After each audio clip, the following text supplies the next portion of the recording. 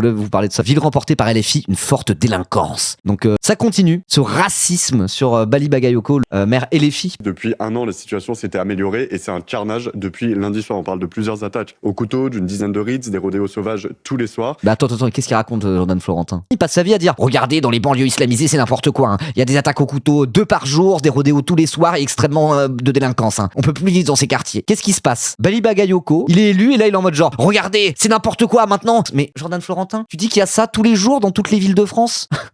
Vous pouvez pas passer votre vie à dire que c'est le quotidien des Français de mourir de la délinquance et après du coup quand il y a un maire LFI qui est élu dire regardez il y a une nouvelle délinquance qui arrive, ça n'a pas de sens en fait. Je sais pas c'est quoi le narratif, c'est maintenant quand il y a un meurtre à Saint-Denis, Bali Bagayoko va directement serrer la main au meurtrier en criant Allah Akbar.